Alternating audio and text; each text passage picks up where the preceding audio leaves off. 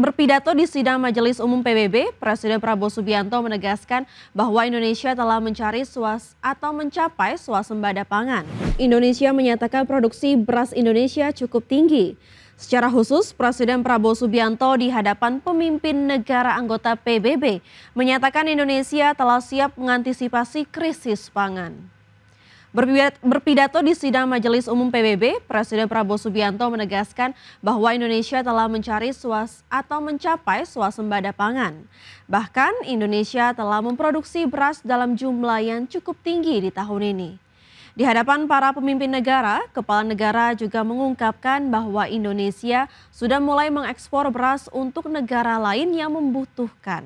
Selain itu, melalui ketersediaan pangan juga, Indonesia siap membantu menyediakan pangan untuk rakyat Palestina. Presiden Prabowo juga menyampaikan bahwa Indonesia terus berinvestasi di sektor pertanian untuk menciptakan swasembada pangan. Presiden dengan tegas meyakini dalam beberapa tahun ke depan, Indonesia bisa menjadi lumbung pangan dunia. This year, Indonesia recorded the highest rice production and grain reserves in our history. We are now self-sufficient in rice, and we are starting now to export rice to other nations in need, including providing rice for Palestine. We are building resilient food supply chains, strengthening farmer productivity, investing in climate-smart agriculture to ensure food security for our children and Badan Gizi Nasional akan membentuk tim investigasi guna menyelidiki tingginya angka keracunan makan bergizi gratis. Dan informasi lengkapnya berikut ini. Maraknya kasus keracunan dalam program makan bergizi gratis, Badan Gizi Nasional memastikan akan membentuk tim investigasi. BGN juga berencana membuka saluran siaga atau hotline untuk pengaduan berbagai keluhan program MBG. Menurut Wakil Kepala Badan Gizi Nasional Nanik S. Deyang, pihaknya akan mengumpulkan data-data untuk mengungkap apa yang menjadi penyebab keracunan dalam program makan bergizi gratis ini. Tanpa kami dilaporin, kami juga keliling gitu. Kami mengumpulkan data-data juga gitu. Nah,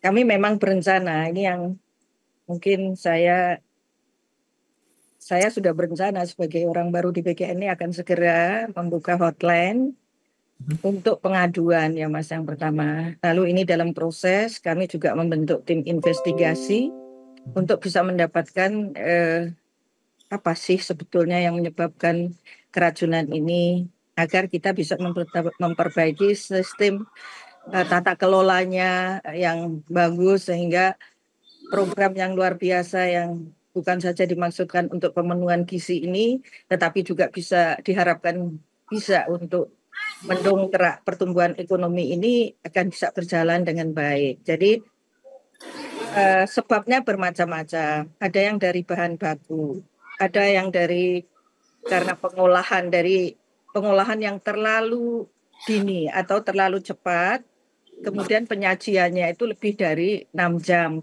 Ini juga bermasalah, Mas. Jadi kemudian pemilihan mungkin ya, ada anak-anak yang tidak tahan dengan ikan, misalnya bahan bakunya seperti itu. Jadi penyebabnya bermacam-macam dan ini kami kumpulkan sebagai bahan untuk evaluasi. Sementara itu, Menko Pemberdayaan Manusia Muhaimin Iskandar meminta masalah keracunan MBG ini harus segera dievaluasi agar persoalan serupa tidak terulang di kemudian hari. Muhaimin juga mendesak Badan Gizi Nasional bergerak cepat mengusut masalah ini. Semua jenis kejadian harus dijadikan bahan evaluasi. Yang kena keracunan, yang sistemnya lamban, yang berbagai hal harus dijadikan pembenahan.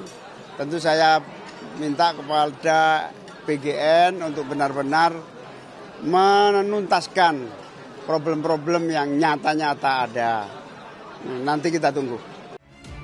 Berdasarkan data Badan Gizi Nasional, kasus keracunan yang terjadi di wilayah 1 yang meliputi Sumatera, tercatat sebanyak 1.281 orang diduga mengalami gangguan kesehatan setelah mengkonsumsi MBG. Sementara di wilayah 2 yang meliputi Pulau Jawa, tercatat sebanyak 27 kasus dengan jumlah 824 peserta didik mengalami gangguan kesehatan usai menyantap menu MBG. Sedangkan di wilayah 3 yang meliputi Kalimantan, Sulawesi hingga Papua, tercatat 11 kasus dengan total 824 peserta didik mengalami gangguan kesehatan. Dari 3 wilayah tersebut, Badan Gizi Nasional mencatat ada sebanyak 4.700 porsi makanan yang bermasalah yang menyebabkan gangguan kesehatan. BGN berjanji akan terus memperketat mekanisme penyaluran makan bergizi gratis. Dari Jakarta, Tim Liputan, IDX Channel.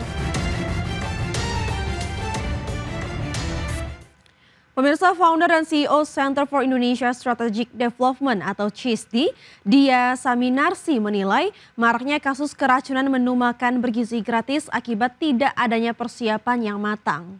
Dari mulai regulasi, keamanan pangan, perhitungan gizi dan nutrisi, hingga lemahnya monitoring dan evaluasi. Menurut dia, meski sudah mengolah 1 miliar porsi dengan anggaran 335 triliun rupiah, hingga saat ini belum ada peraturan presiden soal MBG. Absennya Perpres ini menjadi penyebab tidak adanya payung hukum hingga petunjuk teknis pelaksanaan MBG.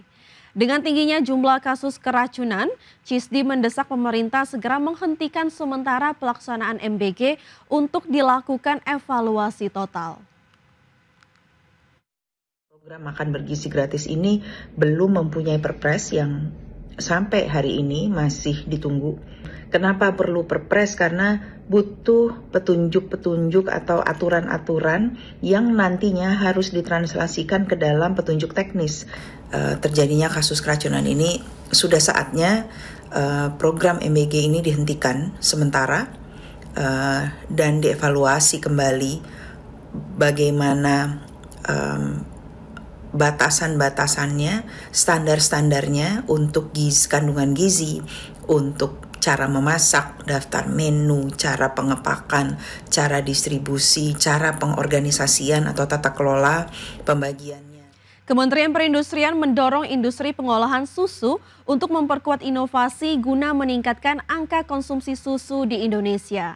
Saat ini, tingkat konsumsi susu masyarakat Indonesia masih sebesar 16,1 liter per kapita per tahun, setara susu segar di bawah rata-rata konsumsi susu sejumlah negara di ASEAN. Kementerian Perindustrian mendorong industri pengolahan susu untuk memperkuat inovasi guna meningkatkan angka konsumsi susu di Indonesia.